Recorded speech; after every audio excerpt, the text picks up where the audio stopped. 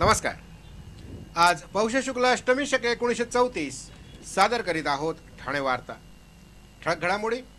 ठाणे परिवहन सेवेचा प्रवास महागला, तिकीट दरात ₹1 वाढीस मंजुरी। अल्पवयीन मुलीला पळवून नेणाऱ्यास 18 महिन्यांच्या सक्त मजुरीची शिक्षा। आणि थंडीचा कडाका पुन्हा एकदा वाढला। या आणि इतर घडामोडी विस्तृतपणे, पण काही क्षणातच। ठाणे परिवहन सेवेचा प्रवास आता महागणार असून परिवहन सेवेच्या तिकीट दरात ₹1 वाढ करण्यास मंजुरी देण्यात आली आहे। गेल्या काही महिन्यात पेट्रोलजन्य पदार्थांचे दर वाढले। शासनानं आता डिझेल देखील मुक्त केलंय। त्यामुळे तेल कंपन्या पेट्रोल आणि डिझेलचे दर स्वतःच ठरवणार आहेत। काल झालेल्या सर्वसाधारण सभेत तिकीट दरवाढीचा प्रस्ताव ठेवण्यात आला होता। त्याला सर्वसाधारण सभेनं मंजुरी दिली आहे। या मंजुरीला प्रादेशिक परिवहन प्राधिकरणाकडून मंजुरी मिळाल्यानंतर ही दरवाढ लागू होईल। यामुळे आता परिवहन सेवेचं तिकीट ₹4 ऐवजी ₹5 होईल। परिवहन सेवेच्या तिकीट दरात किमान ₹1 तर कमाल ₹8 वाढ झाली आहे। ठाण्यातील जोशी बेडेकर महाविद्यालयाच्या 42 पारितोषिक विजेत्या 3 एकांकिकांचा महोत्सव उद्या गडकरी रंगायतमध्ये आयोजित करण्यात आला आहे।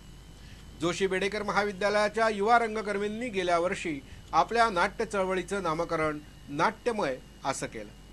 त्यानंतर या मंडळींनी महाराष्ट्रातील एकांकिका स्पर्धांमध्ये पारितोषिकं पटकावण्याचा धडाकाच लावला। अमोल भोर आणि ऋषिकेश जोशी या जोडगोळीनं जोशी बेडेकरमधल्या नाट्य चळवळीला वेगळी दिशा दिली। गिरीश दातार या दिग्दर्शकानं या धडपडीला एक वेगळा आयाम दिला। गेल्या वर्षभरात कोंडी, ॲनेस्थेशिया आणि जुम्मेबाज ही 3 नाटकं सादर करून वर्षभरात 42 पारितोषिकं जिंकण्याचा पराक्रम त्याने केला। या दिमागदार कामगिरीचं पुनरावलोकन करणं आणि या पुरस्कार विजेत्या एकांकिका स्पर्धेव्यतिरिक्त नाट्य रसिकांसमोर याव्यात या हेतूनं या 3 एकांकिकांचा महोत्सव उद्या गडकरी रंगायतमध्ये आयोजित करण्यात आला। इप्टा स्पर्धा जिंकणारी जुम्मेबाज, कल्पना एक, आविष्कार अनेक विजेती कोंडी आणि अद्वैत करंडक विजेती ॲनेस्थेशिया या 3 एकांकिका सकाळी 11 ते 2 यावेळी सादर करण्यात येणार आहेत। या उपक्रमाला नाट्यरसिकांनी भरभरून प्रतिसाद द्यावा असं आवाहन नाट्यमयनं केलंय। ठाण्याचे सत्र न्यायाधीश ए सईद यांनी एका अल्पवयीन मुलीला पळवून नेल्याप्रकरणी 18 महिन्यांची सक्त मजुरीची शिक्षा ठोठावली। रवी अग्रसेन आणि या अल्पवयीन मुलीची मैत्री होती। दिल्लीला आपल्या आईवडिलांबरोबरच्या प्रवासात या दोघांची मैत्री झाली। त्यानंतर दोघांनी एकमेकांशी संपर्क ठेवला होता। 9 जुलै 2011ला रवीनं लाडीगोडी लावून 10वीत असणाऱ्या या अल्पवयीन मुलीला मुंबई सेंट्रलला नेलं आणि तिथून त्यानं तिला दिल्लीला नेलं आणि आपल्या घरी ठेवलं। इकडे तिच्या आईवडिलांनी मुलगी हरवल्याची तक्रार नोंदवली। पोलिसांना त्यांच्या मोबाईलमुळं त्यांचा दिल्लीचा ठावठिकाणा कळला। पोलीस आपल्याला अटक करतील या भीतीनं ती दोघंही पुन्हा मुंबईला परतली। गोरेगाव इथं असताना पोलिसांनी या दोघांपैकी रवी अग्रसेनला अटक केली आणि त्याच्यावर अल्पवयीन मुलीला पळवून नेण्याचा गुन्हा दाखल केला। या प्रकरणी सरकारी वकील म्हणून हेमलता देशमुख यांनी रवी अग्रसेनच्या वतीनं ए चौधरी यांनी काम पाहिलं। या प्रकरणी रवीवर दया दाखवावी अशी चौधरी यांची विनंती न्यायालयानं फेटाळून त्याला 18 महिन्यांच्या सक्त मजुरीची शिक्षा ठोठावली। जिल्ह्यातील दिवा अंजूर प्राथमिक आरोग्य केंद्रात लहान बाळांना दूध पाजण्यासाठी प्रथमच हिरकणी कक्ष स्थापन करण्यात आलाय। बाळाच्या नियमित तपासणीसाठी अनेक वेळा महिलांना रुग्णालयात जावं लागतं। शहरी भागांमध्ये अनेक सोयी सुविधा असतात, पण ग्रामीण भागामध्ये मात्र अशा सोयी सुविधांचा अभावच असतो। मुलांना दूध पाजण्यासाठी तसंच रुग्णालयात गर्दी असेल तर बराच वेळ या मातांना ताटकळत उभं राहावं लागतं। ही अडचण लक्षात घेऊन भिवंडीतील दिवा अंजूर प्राथमिक आरोग्य केंद्रात अशा मातांसाठी हिरकणी कक्ष स्थापन करण्यात आल्याची माहिती डॉक्टर अविनाश भागवत यांनी दिली आहे। या कक्षात आपल्या बाळाला स्तनपान करण्याबरोबरच मुलांना खेळण्याची देखील सोय उपलब्ध करून देण्यात आली आहे। एवढ्यावरच हा उपक्रम मर्यादित न ठेवता आजच्या तरुणी या उद्याच्या माता असल्यानं किशोर वयातच मुलींनी आपल्या आरोग्याची काळजी कशी घ्यावी याचं प्रशिक्षण देखील या आरोग्य केंद्रात दिलं जात आहे। या हिरकणी केंद्रात एकाच वेळी 8 ते 10 मातांना आपल्या बाळांना स्तनपान करण्याची सोय उपलब्ध करून देण्यात आली आहे। मातांना चांगल्या आणि मोकळ्या वातावरणात राहता यावं यासाठी बगीचा देखील तिथं तयार केला गेला आहे। असा हा उपक्रम राज्यातील सर्वच प्राथमिक आरोग्य केंद्रात राबवला तर हजारो मातांची आणि त्यांच्या मुलांची अडचण दूर होईल, असं डॉक्टर अविनाश भागवत यांनी यावेळी सांगितलं. ठाणे महापालिकेनं बनावट जकात पावती प्रकरणी बाफना मोटर्स आणि एम्स यामाहा या दोन विक्रेत्यांच्या विरोधात पोलीस ठाण्यात तक्रार दाखल केली आहे. बनावट जकात पावती सादर करून जकात चोरी करण्याप्रकरणी या दोन विक्रेत्यांच्या विरोधात ही तक्रार दाखल करण्यात आली आहे.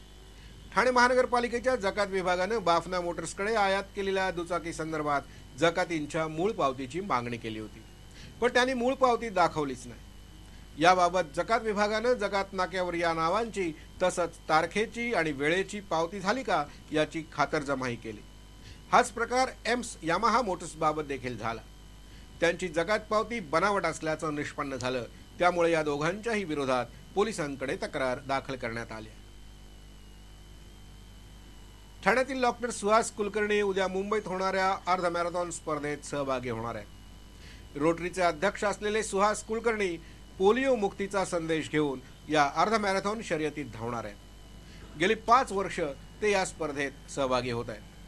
2 वर्षापूर्वी दिल्लीत झालेल्या अर्ध मॅरेथॉन स्पर्धेत देखील ते सहभागी झाले होते. ठाणे महापौर वर्षा मॅरेथॉन स्पर्धेतही ते नियमित भाग घेत असत. उद्याच्या मुंबईत होणाऱ्या मॅरेथॉन स्पर्धेत ते पोलिओ निर्मूलनाचा संदेश देण्यासाठी अर्ध मॅरेथॉन शर्यतीत सहभागी होणार आहेत. रामभाऊ म्हाळगी प्रबोधिनीच्या त्रिदशकपूर्ती सोहळ्यास लालकृष्ण अडवाणी, भैयाजी जोशी आणि नितीन गडकरी उपस्थित राहणार आहेत. काल एका पत्रकार परिषदेत प्रबोधिनीचे संचालक विनय सहस्रबुद्धे यांनी ही माहिती दिली. प्रबोधिनीच्या उत्तन इथल्या प्रशिक्षण संकुलात होणाऱ्या कार्यक्रमात हे तिघे उपस्थित राहणार आहेत.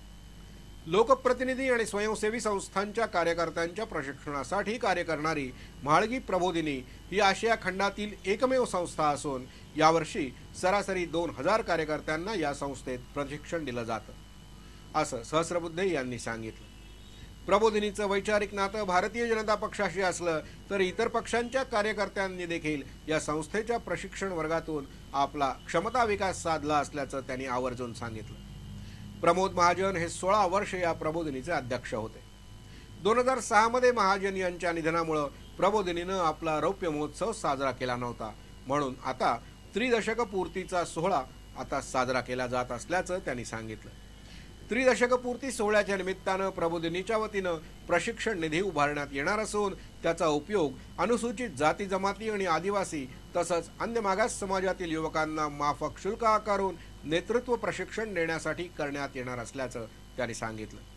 त्यानिमित्तानं आतापर्यंत संशोधन विषयक काम केलेले संशोधक आणि प्रत्यक्ष शिकवण्याचं काम केलेले प्रशिक्षक यांचं प्रशिक्षक संशोधन संमेलन 22 जानेवारी रोजी आयोजित करण्यात आलं असल्याचं सहस्रबुद्धे यांनी यावेळी सांगितलं.